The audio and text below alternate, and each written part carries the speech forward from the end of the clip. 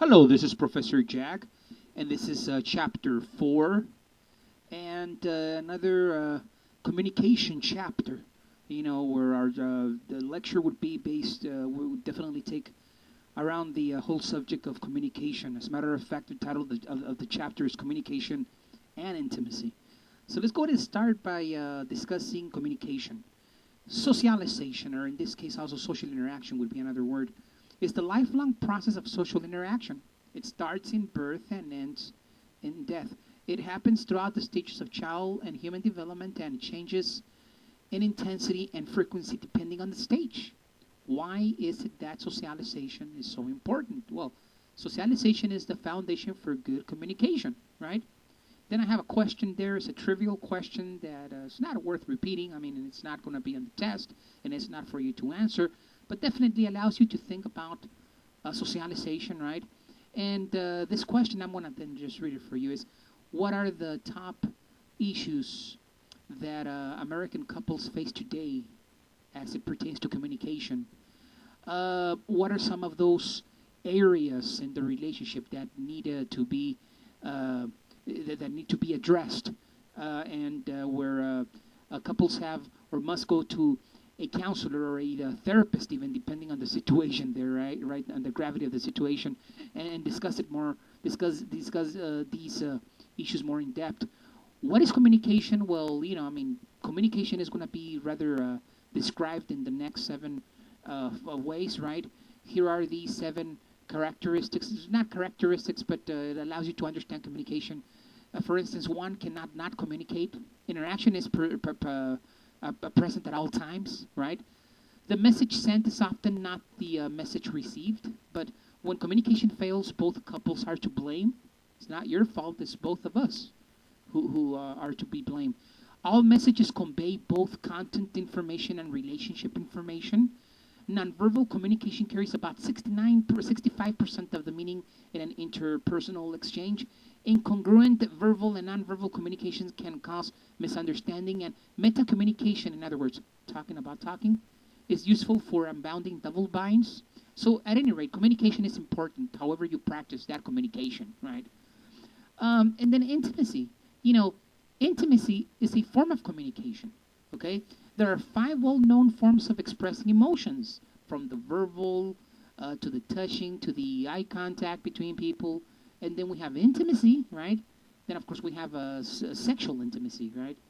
Okay, types of communication. I'm going to go back into discussing communication. Assertive, aggressive, and passive. Assertive communication assumes that expressing thoughts, feelings, and desires is the right of the individual, while aggressive communication aims at at nursing or putting down the other person, right? Okay, and then the form of communication which is passive is communication. Passive communication is characterized by an unwillingness to say what one thinks, feels, or wants.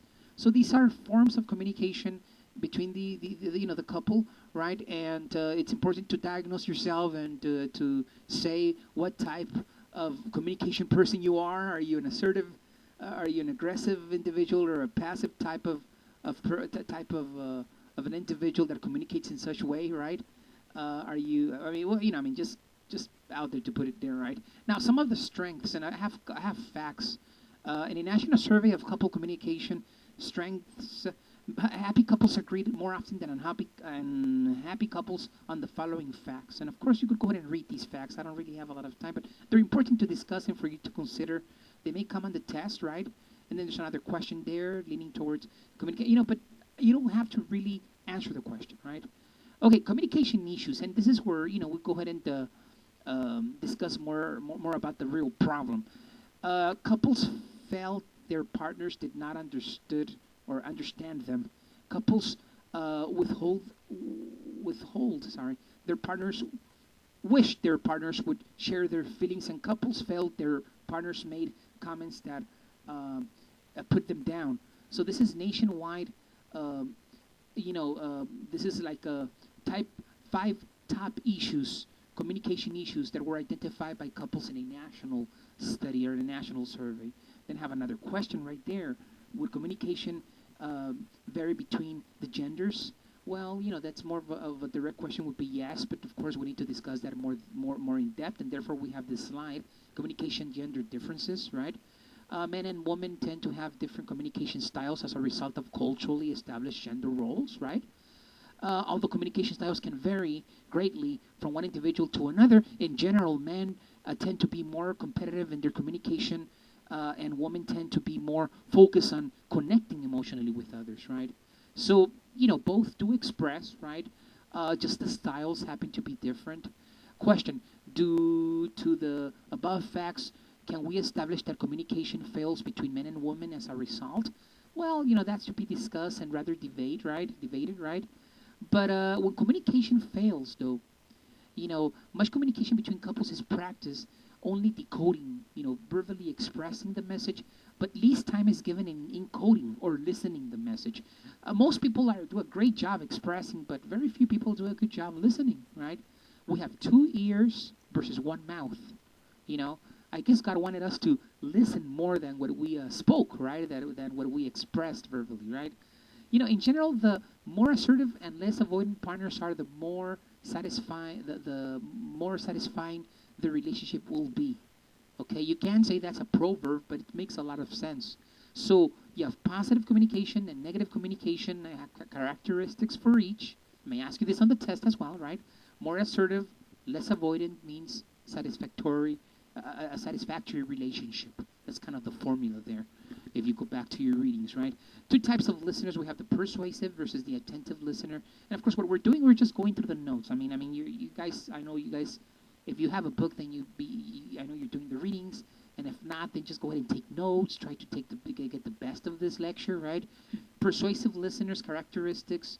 Then you have attentive listeners characteristics. So I have a question for you. What kind of a listener are you? Are you a persuasive listener or an attentive listener? Are you paying attention? Well, that was more like a joke, right? But definitely, it's another great chapter. It's only a couple of slides large in length, but thank you for spending that time with me, and hopefully you are comparing this lecture with your notes, right? Thank you very much for being here and for viewing this video. This is Jack. Bye-bye.